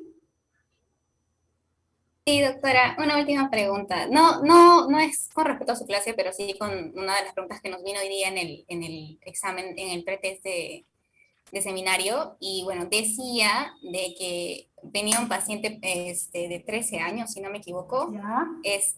Pero que entró a la consulta, pero dijo que la mamá y el hermano no querían entrar, entonces, ¿qué procedía? Y entre las alternativas decía que el doctor haga el examen físico con acompañamiento de las enfermeras o que necesariamente llame a la mamá, entonces, ese es ¿Tú qué piensas? ¿Tú qué sientes? Yo que creo que debería llamar a la mamá. Perfecto. Y esa pregunta se las hice a propósito porque, a ver, no todo, sí está escrito en los libros, etcétera, pero también tienen que utilizar ustedes su criterio, ¿ok? Ustedes tienen que cuidarse. Si, por ejemplo, a Rodrigo le toca evaluar una gestante y él está solo en su posta, pues no, tiene que llamar a la técnica. Y si no está la técnica, esperar, porque tienen que cuidar ustedes su trabajo y también la parte legal, ¿no es cierto? En niños, y eso les puse a propósito porque me tocó a mí cuando yo era pediatra en salud, me vi un niño que era muy desenvuelto, tenía 14 años, tendría síndrome de Noonan, que es el parecido al Turner, y se llamaba Giancarlo, graciosísimo, y me decía, doctora, vengo por mi medicina, y para que me examine, y entraba a la consulta, y digo, Giancarlo, yo no te puedo examinar solo, pero doctora, y usted ya me conoce, además la puerta está abierta, mira cómo todo lo que me contestaba, no, pero llame a esa enfermera, no, porque puede prestarse a situaciones que los van a poner a ustedes en dudas, ¿no? En dudas de que no, la doctora me hizo, la doctora, entonces no, ustedes tienen, además que es lo legal es que la atención de un menor tiene que ser con su tutor, con su mamá, con su papá o con su hermano mayor que está yendo a la consulta, ¿ok? Eso es lo normal. Ahora, si el paciente está grave, está por morir, y lo trae el vecino a la emergencia, pues la situación es diferente, ¿no? Ahí prima la urgencia, entonces ahí sí actuamos, hacemos todo lo que tenemos que hacer, pero a la consulta tiene que ser con acompañamiento de la mamá, papá o tutor. ¿Ya, Gargi? Gracias, doctora. Marcelo, si el paciente está con cutis marmorata, mira, si tú lees cutis marmorata, vas a ver que puede ser una cosa normal, o lívidos reticulares, ¿ya? Una cosa normal en recién nacidos, y tú lo abrigas, y si le pasa, normal. Pero si tú viene una mamá y te dice, mi hijo no lacta, está con diarrea, está con fiebre, y encima ves la piel marmoria en parche, pues dices, esto es sepsis, ¿ok? Esto es sepsis. Si tienes un niño que está normal, que no tiene fiebre, que no tiene nada, y tiene la piel así en parches y tiene retraso psicomotor, ahora que puedes buscar la telangiectasia congénita, que es la cutis marmorata telangiectasia congénita. Es una enfermedad rarísima, pero justo me tocó un paciente así. Tenía retraso psicomotor, macrocefalia y tenía la piel reticulada. Y era una malformación congénita, ¿no? Pero generalmente puede ser normal, por eso tú tienes que ver el contexto, ¿no? Un signo no te hace una enfermedad. Tienes que ver el contexto en general, ¿no? Si está despierto, activo, difícil que un niño tenga compromiso circulatorio y no esté comprometido la parte general, ¿no? La parte neurológica, siempre tiene que estar. Por eso que empecé diciendo que de repente la parte más importante del triángulo es el azul, ¿no? La apariencia. ¿No? Un niño, a mí me gusta poner en la historia, paciente juega, paciente sonríe. Ay, pero ¿por qué pone eso, doctora? Porque eso significa que en el momento que yo lo vi, ese paciente no estaba grave, ¿no? Entonces, es una descripción que ayuda mucho en pediatría. Ya no hay más preguntas.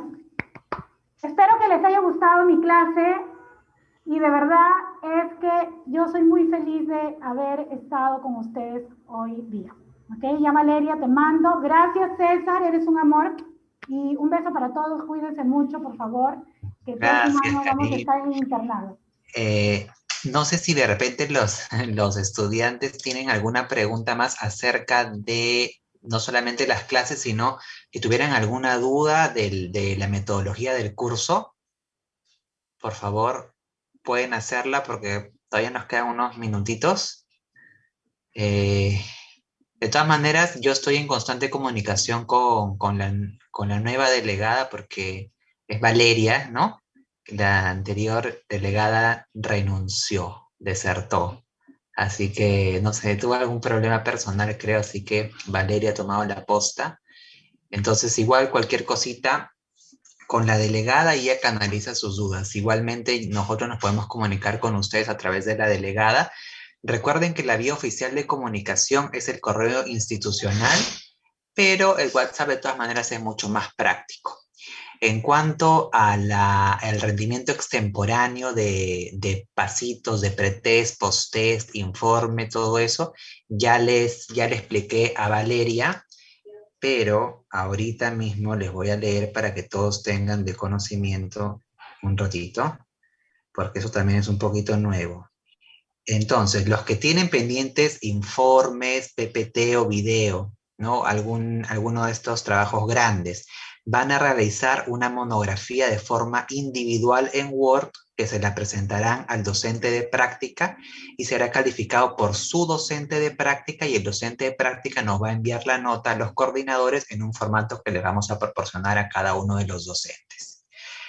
Y si es que no rindieron el pretest, posttest, algún foro, algo que tenga nota individual, personal, algún examen, tendrán que ser evaluados por sus docentes de práctica con un examen oral, ¿ya? Del tema. Y las notas también van a ser enviadas. El examen oral lo hace el docente de práctica y luego ellos nos envían la nota a nosotros los responsables. Pero ya les advierto que el examen oral va a ser más difícil que el examen que está colgado, así que por favor traten de conectarse a tiempo y de rendir sus evaluaciones a tiempo.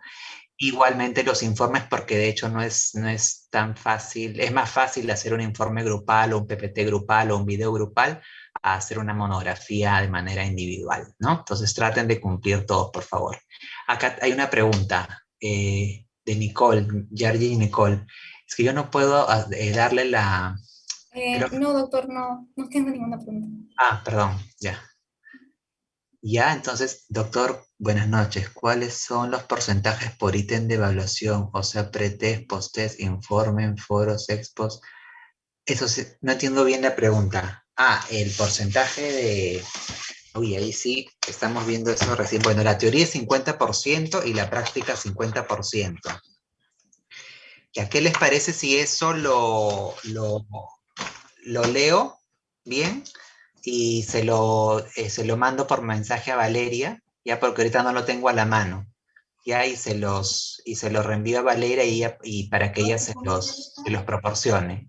Entiendo que quiere saber cuánto vale el pretest, el posttest, el informe, el foro, todo eso de cada sesión, ¿no? Esa es la pregunta. Pongo. Ya, yo se lo voy a mandar a Valeria para que ella se los reenvíe. ¿Ya? Si también tienen algún problema con sus docentes, por favor, si se demoran mucho en calificar, también se lo hacen saber a Valeria. De hecho, como les menciono, es algo nuevo, pero sí me interesa de que todos cumplan, nos interesa que todos cumplan, y si de repente ustedes pasan muchos días y no tienen ninguna nota, pueden avisar, Valeria me puede avisar para conversar con el docente de todas maneras, ¿no? Y ver qué es lo que ha pasado. ¿Sí? Ya, la metodología de la simulación demostrativa virtual. Supongo que te refieres a la reunión de Microsoft Teams con tu docente, ¿no es cierto? Ya, perfecto, Andrea. Aquí, a ver, vamos a hacer... Perdón, te quito un segundo. Me despido, chicos, porque a las 8 tengo clase con mis internos.